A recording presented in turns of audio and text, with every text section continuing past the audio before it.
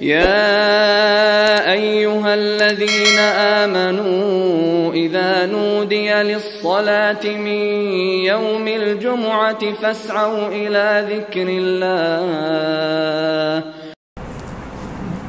الحمد لله نحمده ونستعينه ونستغفره ونؤمن به ونتوكل عليه ونعوذ بالله من شرور أنفسنا ومن سيئات أعمالنا من يهده الله فلا مضل له ومن يضلله فلا هادي له ونشهد أن لا إله إلا الله وحده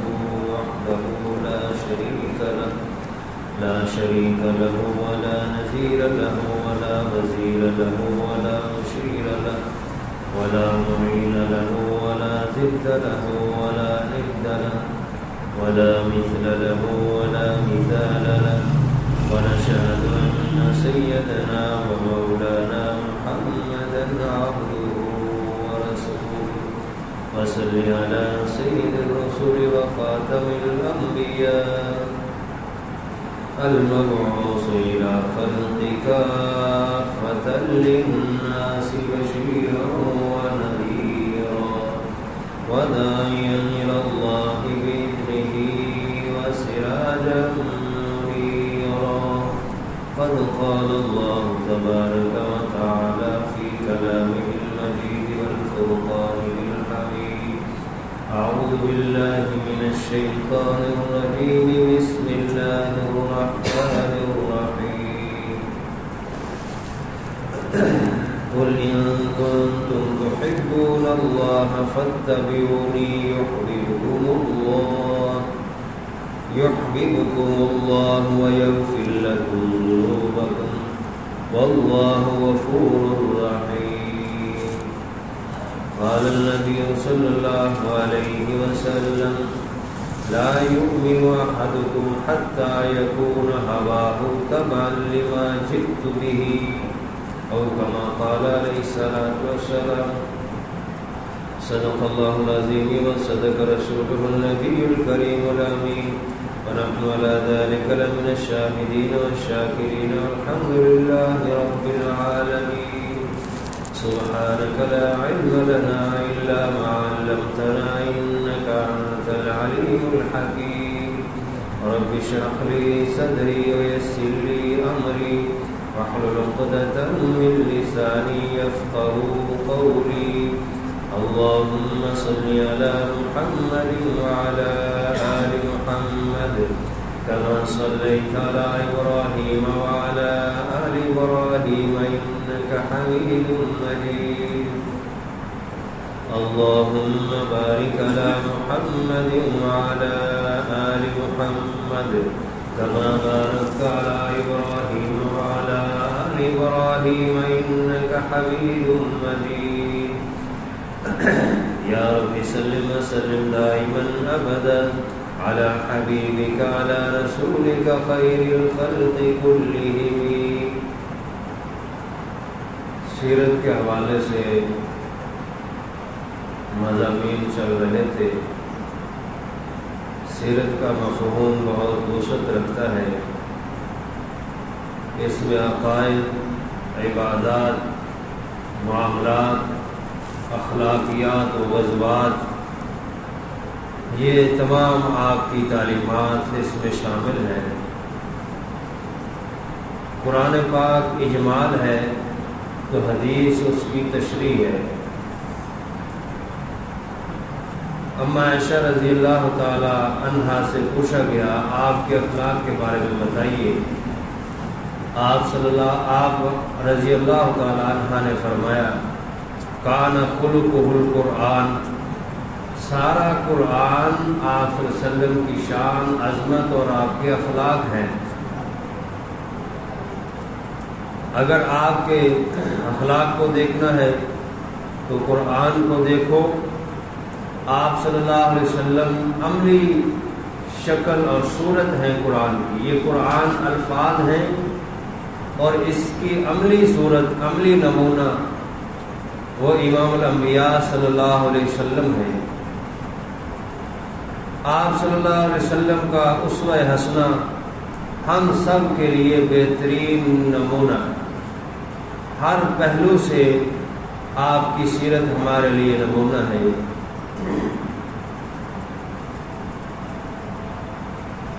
آپ صلی اللہ علیہ وسلم کی ہر ادا امت کے لیے مشعل راہ ہے۔ امت اسی راہ پر چلے، اسی نمونہ پر چلے جو امام الانبیاء صلی اللہ علیہ وسلم اس امت کو دے کے گئے ہیں۔ آپ کا بچپن ہے وہ ہمارے لیے رہنمائی کرتا ہے۔ آپ صلی اللہ علیہ وسلم نے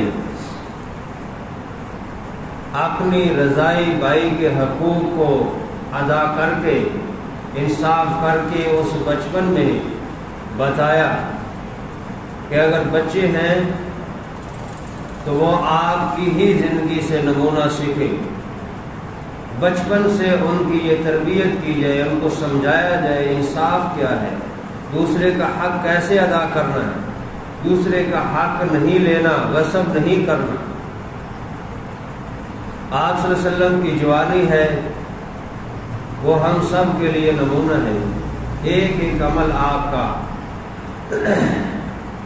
جوانی میں جتنے بھی اعمال آپ صلی اللہ علیہ وسلم نے فرمائے ہیں، آپ صلی اللہ علیہ وسلم نے جس معاشرے میں رہتے تھے اسی معاشرے میں انہی عرب کے لوگوں کو، مکے کے لوگوں کو جمع کر کے فرمایا فَقَدْ لَبِثْتُ فِيكُمْ عُمُرًا مِّن قَبْلِهِ، اس یعنی آج کے دن سے پہلے میں نے تمہارے اندر ایک عمر کا حصہ گزارا ہے، 40 سال کی جوانی گزاری ہے۔ افلا تعقلون، اس جوانی میں جو میں نے تمہارے ساتھ معاملہ کیا ہے، فیصلہ کیا، اخلاق کیے ہیں، ادائی کی ہے، کیا تم اس سے عقل استعمال کر کے سبق نہیں لیتے؟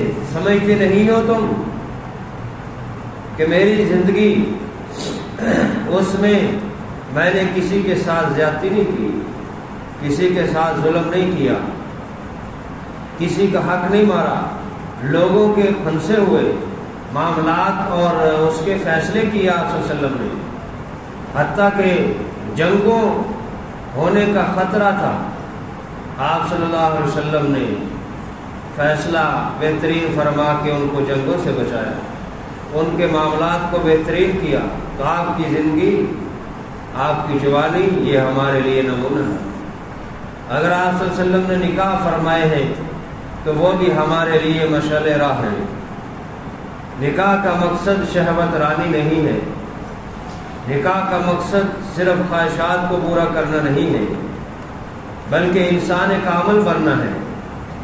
نکاح سے انسان کامل بنتا ہے اور وہ شرمگاہ کی حفاظت کرتا ہے، وہ اپنی نظروں کی حفاظت کرتا ہے، وہ اپنی عزت اور عفت کی پاک دامنی کا لحاظ کرتا ہے۔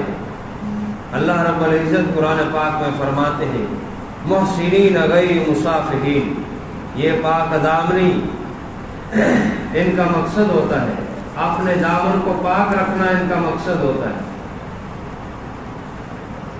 تو آپ کے نکاح فرمانا یہ انسانوں کے لیے مشعل راہ ہے۔ آپ امت کے لوگ اگر شوہر ہیں تو بحیثیت شوہر آپ کی زندگی سے امت کو کیا سبق ملتا ہے کہ آپ صلی اللہ علیہ وسلم نے کیسے صبر و حوصلے کے ساتھ زندگی گزاری کہ جب نکاح فرمایا تو آپ کی عمر مبارک 25 سال تھی، اور جس خاتون سے نکاح فرمایا اس کی عمر 40 سال تھی، 2 خامدوں سے بیوہ تھی، حضرت خدیجہ الکبریٰ رضی اللہ تعالیٰ عنہا، اور جب تک وہ موجود رہی آپ نے کوئی نکاح نہیں فرمایا۔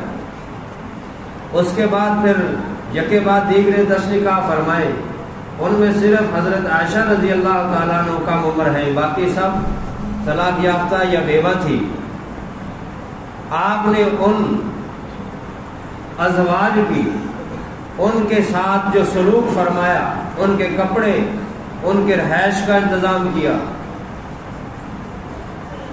اور آپ صلی اللہ علیہ وسلم نے فرمایا خیرکم خیرکم لأہلہ، تم میں سے بہترین وہ ہے جو اپنے گھر والوں کے ساتھ بہتر ہے، جو گھر والوں کے ساتھ اچھا سلوک کرتا ہے، ان کے حقوق ادا کرتا ہے.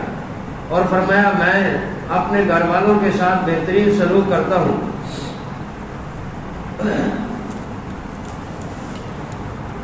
اور اگر آپ والد ہیں تو بحیثیت والد آپ صلی اللہ علیہ وسلم کی زندگی مبارک ہمارے لیے رہنمائی فرماتی ہے. حضور علیہ الصلوۃ والسلام کی زندگی ہمارے لیے نمونہ. آپ نے اپنی اولاد سے محبت بھی فرمائی اور تربیت بھی فرمائی. صرف محبت نہیں کی. اگر صرف محبت ہو تو انسان محبت میں، اولاد کی محبت میں ناجائز طریق سے مال کما کر، دولت جمع کر کے اولاد کی عیش و عشرت کا سامان مہیا کرتا ہے. آپ صلی اللہ علیہ وسلم نے ایسا نہیں فرمایا. محبت کے ساتھ تربیت بھی فرمائی، ان کی پرورش بھی صحیح کی اور ان کی تربیت بھی فرمائی. آپ کے صاحبزادے حضرت ابراہیم رضی اللہ تعالیٰ عنہ اوالی مدینہ میں رہتے تھے. 4-5 کلومیٹر کا فاصلہ تھا اور وہاں پر دعا ہوتا تھا. اور ان میں سیف کی پرورش میں چونکہ حضرت ابراہیم رضی اللہ تعالیٰ عنہ تھے، آپ صلی اللہ علیہ وسلم ان سے ملنے کے لیے جاتے تھے، پیدل تشریف لا جاتے تھے. اولاد کی محبت، آپ صلی اللہ علیہ وسلم نے اولاد سے محبت بھی فرمائی. پیدل جاتے تھے تو سواری پر تشریف نہیں لے جاتے تھے. وہاں جا کے ان کے گھر میں جو حالت تھی وہ سب کو برداشت کرتے اور اپنے بیٹے ابراہیم کو اپنی گود میں لیتے اور ان کو بوسہ دیتے، ان سے پیار اور محبت کرتے اور پھر پیدل واپس آ جاتے. حضرت زینب اور ان کی بیٹی امامہ رضی اللہ تعالیٰ عنہ ان سے محبت فرماتے تھے. حدیث شریف میں ہے آپ صلی اللہ علیہ وسلم اپنی نواسی حضرت امامہ کو اپنے کندھوں پر اٹھاتے تھے اور بعض اوقات ان کو کندھوں پر سوار کر کے مسجد میں اسی طرح لے آتے تھے. اتنی محبت فرماتے تھے. چونکہ ایک فرقہ ایسا ہے جو کہتا ہے صرف حضرت فاطمہ آپ صلی اللہ علیہ وسلم کی بیٹی تھی، جبکہ اگر حدیث کا ہم مطالعہ کریں تو آپ کی 4 بیٹیاں تھیں. اور اللہ تعالیٰ نے قرآن میں بھی جمع کا لفظ بولا ہے. یہ امامہ بھی آپ صلی اللہ علیہ وسلم کی نواسی تھی، تو ان سے بھی آپ صلی اللہ علیہ وسلم بہت محبت فرماتے تھے. اسی طرح آپ کی بیٹی ام کلثوم اور حضرت رقیہ، ان سے آپ صلی اللہ علیہ وسلم محبت فرماتے تھے. حضرت عثمان غنی رضی اللہ تعالیٰ عنہ سے ان دونوں کا نکاح فرمایا. چوتھی بیٹی آپ کی حضرت فاطمہ الزہرا رضی اللہ تعالیٰ عنہ، ان کے بیٹے حسن حسین محسن بھی تھے، تیسرے بیٹے جو فوت ہو گئے تھے. حسن حسین کے واقعات مشہور ہیں، ان کے ساتھ محبت آپ کیسے فرماتے تھے. اس کے باوجود کہ آپ کو اپنی بیٹیوں سے، اپنے نواسیوں سے بہت محبت تھی، پیار تھا، لیکن آپ صلی اللہ علیہ وسلم نے اس محبت کے ساتھ ان کی تربیت بھی فرمائی ہے.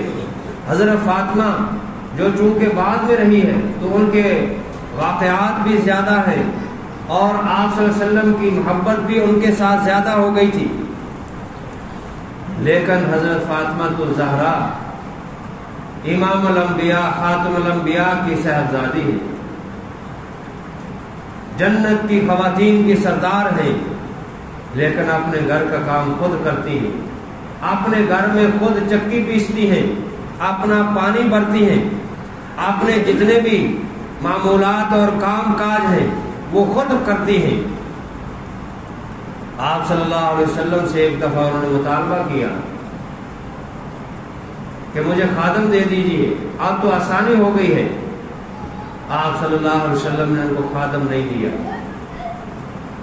محبت کے ساتھ تربیت بھی ہے، صرف محبت میں جائز و ناجائز کر دیتے ہیں، ایسا نہ ہو، بلکہ محبت کے ساتھ یہ نمونہ ہے ہمارے لیے کہ ہم تربیت اور پرورش ان کی صحیح کریں۔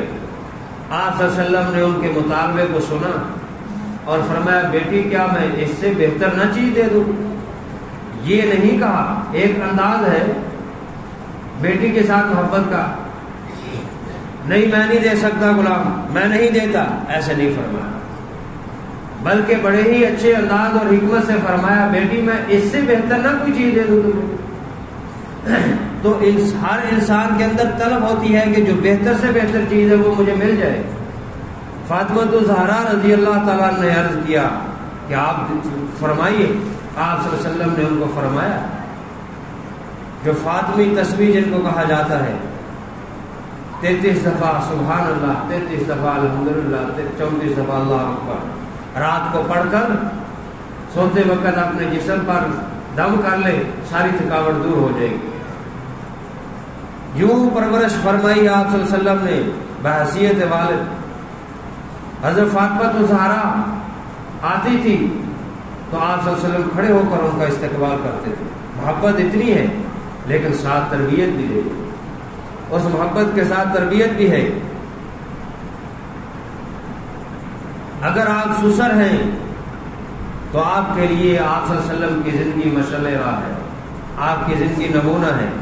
آپ نے سسر کی حیثیت سے حضور علیہ السلام نے اپنی بیٹیوں کی وجہ سے اپنے دامادوں سے بھی محبت فرمائی ہے، شفقت کا معاملہ فرمایا ہے ان کے ساتھ، ان کی اصلاح بھی فرمائی ہے، شفقت کے ساتھ ساتھ ان کی اصلاح بھی کرتے رہے۔ ایک مرتبہ حضرت فاطمہ الزہرا رضی اللہ تعالیٰ کے گھر تشریف لے گئے، حضرت علی موجود نہیں تھے رضی اللہ تعالیٰ عنہ۔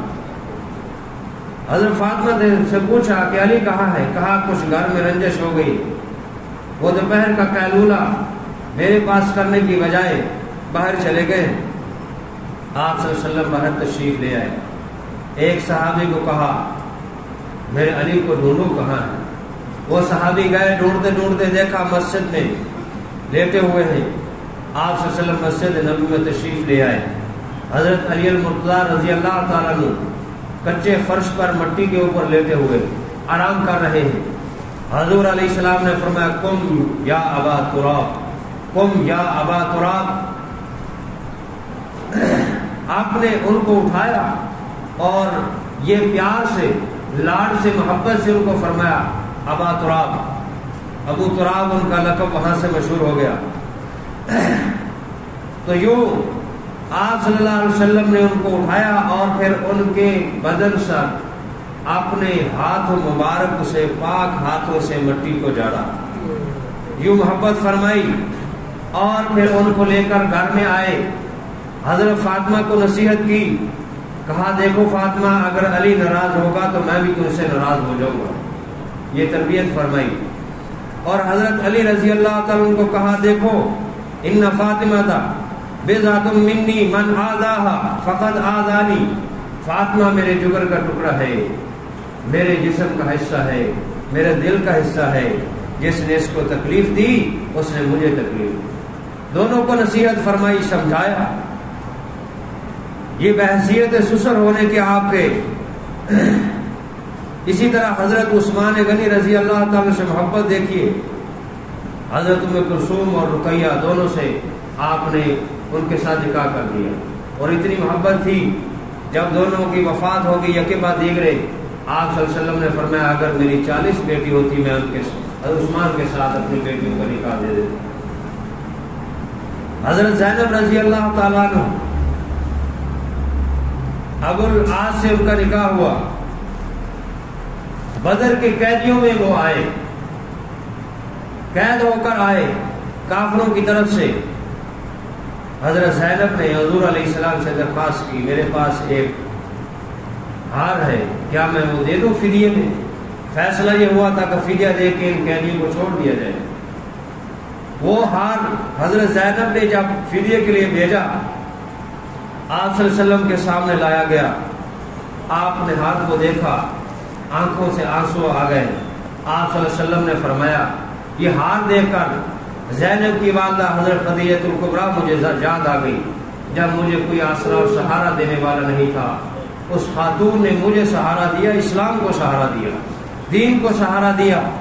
آپ صلی اللہ علیہ وسلم روئے، آنسو آیا آپ کے آنکھوں مبارک میں، اور پھر صحابہ کو مخاطب کیا، کہا میرے صحابہ اگر تم سب اجازت دیتے ہو تو میں یہ ہار واپس نہ لے لوں، میری خدیجہ کا یہ نشانی ہے، میں واپس اپنی بیٹی زینب کو دے دوں۔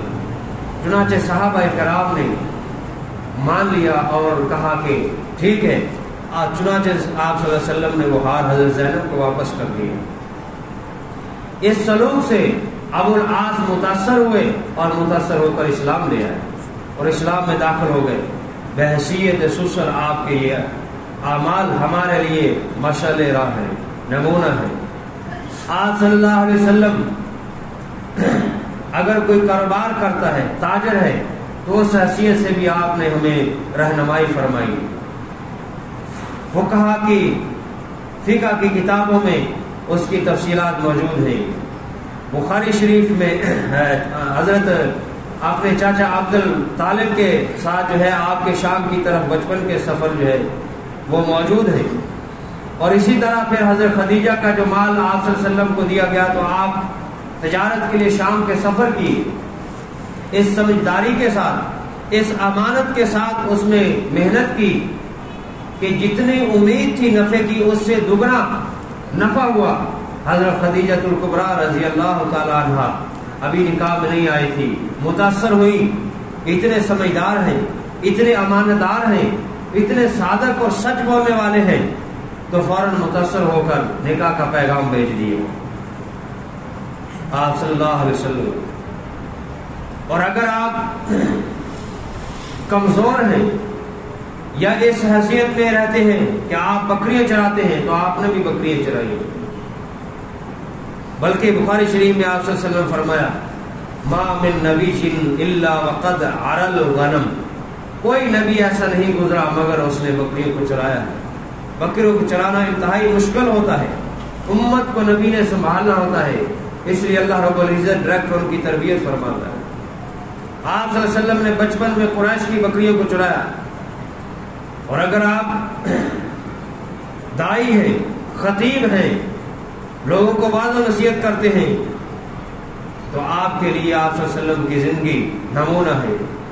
آپ صلی اللہ علیہ وسلم منبر پر بھی خطاب فرمایا، آپ نے زمین پر فرش پر بیٹھ کر بھی لوگوں کو نصیحت کی، اور اونٹ کی سواری پر بھی آپ نے سوار ہو کر، اور صفا پہاڑی پر بھی آپ نے چڑھ کر جو ہے لوگوں کو نصیحت فرمائی مختلف انداز سے۔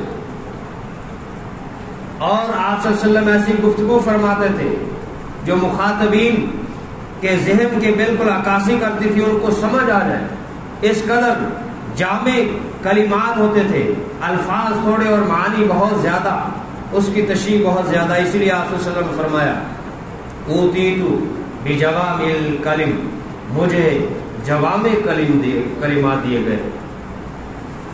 اور اگر آپ معلم اور مدرس ہیں تو اس میں بھی آپ نے رہنمائی فرمائی۔ مختصر کر رہا وقت ہو رہا ہے۔ مسجد نبوی چونکہ کچا فرش تھا، ایک دیہاتی عرابی آیا اور اس نے آ کر پیشاب کر دیا، واقعہ آپ نے سن رکھا ہے۔ صحابہ کرام دوڑے اس کو ہٹانے کے لیے، آپ صلی اللہ علیہ وسلم نے منع فرمایا رک جاؤ، پیشاب کے دوران اس کو روکو گے اس کو تکلیف ہو سکتی ہے۔ اس کو پیشاب کرنے دیا، اس کے بعد اس کو بلایا، آپ صلی اللہ علیہ وسلم نے اپنے پاس بلا کر اس کو نصیحت فرمائی، اس کو بتایا کہ دیکھو ان المساجد، بے شک یہ مساجد، بنیت للصلاۃ و ذکر اللہ، یہ نماز کے لیے اور اللہ کی یاد اور ذکر کے لیے بنائی گئی ہے، لہذا یہاں پیشاب نہیں کرنا چاہیے، ان کو پاک رکھنا چاہیے۔ اور پھر حضرت بلال کو کہا جاؤ ایک سواری لے کر آؤ، اس دیہاتی کو ایک سواری دو اور کچھ مال دے کر اس کو رخصت کر کے آؤ احترام کے ساتھ۔ وہ گھر میں گیا، گھر میں جا کر اس نے گھر والوں کو کہا جو الفاظ کہیں وہ ہمارے لیے رہنمائی، اس شعبے میں رہنمائی کے لیے کافی ہے۔ اس شخص نے کہا فواللہ ما رأیت معلما مثل محمد صلی اللہ علیہ وسلم، اللہ کی قسم ایسا شفیق محبت کرنے والا استاد اور مدرس میں نے کوئی نہیں دیکھا جیسا محمد صلی اللہ علیہ وسلم ہے۔ اور پھر اپنے سارے گھرانے کو لے کر آپ صلی اللہ علیہ وسلم کے مجلس میں حاضر ہوا اور کہا کہ آپ ہم سب کو، پورے گھر والوں کو کلمہ پڑھا دیجیے اور اسلام قبول کر لیجیے۔ یہ شفقت اور محبت ہے آپ صلی اللہ علیہ وسلم کی، بحیثیت اولاد ہیں تو اس کے لیے نمونہ ہے۔ آپ صلی اللہ علیہ وسلم نے اولاد کو یہ سبق دیا ہے اور فرمایا ہما جنتک و ہما نارک، اے اولاد تمہارے ماں باپ اور تمہاری جنت بھی ہے، تمہاری نار بھی ہے، جہنم بھی ہے۔ خدمت کرو گے تو جنت ملے گی، اگر ان کی گستاخی کرو گے، بے ادبی کرو گے، تکلیف دو گے تو جہنم ملے گی، اللہ کا ناراض ہوگا۔ حضرت حلیمہ سعدیہ آئی، آپ صلی اللہ علیہ وسلم نے ان کے لیے چادر اپنی بچھائی، آپ کی رضائی والدہ محترمہ تھی، ان کے لیے چادر بچھائی، ان کو پانی پیش کیا، ان کے لیے دودھ پیش کیا، اور پھر خود جب جانے لگی دروازے تک اٹھ کر آئے اور ان کو رخصت کیا، ان کو سواری پر بٹھایا۔ اسی طرح بحیثیت بھائی ہیں، اگر آپ کی بھائی اور بہنیں ہیں، آپ کسی کے بھائی ہیں تو بحیثیت بھائی آپ کی کیا ذمہ داری ہے۔ آپ صلی اللہ علیہ وسلم نے حضرت شیمہ جو آپ کی بہن آئی غزوہ طائف میں قید ہو کر، اس نے پیغام بھیجا کدھر مجھے لے کر جا رہے ہو؟ صحابہ نے کہا ہم اپنے نبی حضرت محمد صلی اللہ علیہ وسلم کے پاس لے کر جا رہے ہیں۔ انہوں نے کہا پیغام دے دو جا کے، تمہاری بہن شیمہ آ رہی ہے اور اس کے ساتھ یہ قیدی ہے، یہ وہی شیمہ ہے جس نے تمہیں اپنے ہاتھوں سے اٹھایا ہے، کھلایا ہے، اور تمہیں جو ہے تمہارے ساتھ بکری چراتی رہی ہے۔ چنانچہ آپ صلی اللہ علیہ وسلم کو جب صحابہ کرام نے یہ پیغام دیا، آپ صلی اللہ علیہ وسلم کھڑے ہو گئے۔ آپ نے فرمایا یہ میری کملی والی رحمت والی چادر لے جاؤ اور میری بہن کے سر پہ یہ چادر اوڑھ دو، اور اس کو رہا کر کے عزت کے ساتھ لے کر آؤ، اور اس کے ساتھ جتنے قیدی ہیں ان کو بھی رہا کر دو۔ یہ آپ صلی اللہ علیہ وسلم نے سبق دیا ہمیں۔ بحیثیت اگر فاتح ہیں آپ، کسی موقع پر آپ کو خوشی ملتی ہے تو خوشی کیسے منانی ہے اس کو بھی بتایا ہے۔ بخاری شریف میں ہے فتح مکہ کے دن جب صحابہ اکرام نے یہ کہا الیوم یوم الملحمہ، آج بدلے کا دن ہے۔ جو لوگ آپ صلی اللہ علیہ وسلم پر روجڑیاں پھینکتے رہے، آپ پر پتھر پھینکتے رہے، آپ کو لہولہان کرتے رہے، آج ان سے بدلہ لے لو۔ آپ صلی اللہ علیہ وسلم تک جب پہنچی یہ بات، آپ نے فرمایا الیوم یوم المرحمہ، آج رحم کا دن ہے، آج معافی کا دن ہے۔ خوشی یوں منائی جاتی ہے، کسی پر ظلم کر کے نہیں، زیادتی کر کے نہیں۔ اگر آپ بدلہ لینا چاہتے تو بدلہ لے سکتے تھے، لیکن آپ صلی اللہ علیہ وسلم نے عام معافی کا اعلان کیا اور فرمایا لا تثریب علیکم اليوم، آج کے دن تم پر کوئی الزام نہیں، بلکہ فرما دیا من داخل المسجد الحرام فهو آمن، جو مسجد حرام میں داخل ہوگا اس کو بھی امن دیا جائے گا۔ ومن داخل دار ابی سفیان فهو آمن، جو ابو سفیان کے گھر میں داخل ہوگا اس کو بھی امن دیا جائے گا۔ من اغلق بابہ فهو آمن، کسی کو کوئی امان نہیں دے رہا، وہ اپنے ہی گھر کا دروازے میں، اپنے ہی گھر میں داخل ہو کر دروازہ بند کر لے، اس کو امن دیا جائے گا۔ اتنی معافی کا اعلان فرما دیے۔ یہ ہمارے لیے آپ کی زندگی مشعل راہ ہے، اسی سے ہم نے سیکھنا ہے اور اسی کے مطابق چلنا ہے۔ جذبات کو کنٹرول، صبر، حوصلہ اپنے اندر پیدا کریں۔ جو آج حالات پیدا ہو رہے ہیں کیونکہ ہم آپ کی سیرت سے ناواقف ہو چکے ہیں، یا واقف ہیں تو پھر ہم جان بوجھ کے ایسا کر رہے ہیں۔ بہرحال ایک جو اہم ایشو ہے اس پر بھی مختصر گفتگو کر کے ختم کرتے ہیں۔ اس وقت فلسطین کے اندر ظلم ہو رہا ہے، ظلم اور خون کی ہولی کھیلی جا رہی ہے، وہاں پر بمباری ہو رہی ہے، رہائشی علاقوں کے اندر بمباری ہو رہی ہے، ہسپتالوں کے اندر جو وہ زخمیوں کو لے کر جاتے ہیں، مریضوں کو لے جاتے ہیں، ہسپتال کے اوپر بمباری ہو رہی ہے۔ بچے اور خواتین اگر کہیں ہیں تو ان کو بھی معاف نہیں کیا جا رہا، جو عالمی طور پہ انسانی حقوق ہے ان کا بھی لحاظ نہیں کیا جا رہا، ان بچوں اور خواتین پر بھی بمباری کی جا رہی ہے۔ کھانے پینے کی اشیاء، یہ جو اسرائیل ہے اس نے غزہ کی جو پٹی، ایک غزہ کا علاقہ چھوٹا سا ہے، اس سارے غزہ کو ہر طرف سے اسرائیل نے قبضہ کر کے کنٹرول کیا ہوا ہے، چاروں طرف اسرائیل ہے قابض۔ میں ایک یہاں پر بات یہ بھی کہتا ہوں، یہ لوگ وہاں سے زمین خریدتے رہے خرید کر کے آسان سے قابض ہو گئے۔ آج ہمارے ملک کے اندر بھی یہ ہو رہا ہے، اسرائیل کی فوج کے اندر یہ انکشاف ہوا ہے، 4000 سے زیادہ قادیانی بھرتی ہیں۔ قادیانی ان کے ساتھ کیوں بھرتی ہیں؟ قادیانی آج پاکستان کا بھی یہی کر رہے ہیں، سرگوتے کے اندر، چلیوٹ کے اندر اور ان دوسرے علاقوں کے اندر اور بلوچستان اور سندھ کے اندر وہ زمینیں خرید رہے ہیں، خرید کے، اور مسلمان ہیں وہ پیسے کی خاطر ان کو بیچ رہے ہیں، ان کو دے رہے ہیں، اور وہ آہستہ آہستہ قابض ہو رہے ہیں۔ آخرکار وہ ریاست کے اندر ریاست اسی طرح بنائیں گے۔ انہوں نے ہر اداروں کے اندر اپنے لوگوں کو داخل کیا ہوا ہے۔ یہ قادیانی اور یہودی گٹھ جوڑ ہے، ان کی یہ سازش ہے۔ تو قادیانی وہاں اسی لیے جاتے ہیں جب ان کو موقع ملتا ہے تو یہ مسلمان فلسطین کے مسلمانوں پر ظلم کرتے ہیں۔ تو چاروں طرف سے یہ قابض ہے اسرائیل، اور درمیان میں یہ غزہ ہے۔ کھانے پینے کی اشیاء، بچوں کے جو حتیٰ کہ یہ ٹافی وغیرہ ہوتی ہے، یہ ساری کھانے پینے کی اشیاء جو ہے وہ اسرائیل کی اجازت سے وہاں آ سکتی ورنہ آ نہیں سکتی۔ اور جب سے 70-75 سال ہو گئے اسرائیل جو ہے وہاں ظلم کر رہا ہے۔ کسی عالمی گنڈوں کو، دہشت گردوں کو، امریکہ، برطانیہ، فرانس کو نظر نہیں آ رہا کہ یہاں ظلم ہو رہا ہے اور وہ وہاں پر کوئی ایکشن نہیں لے رہے۔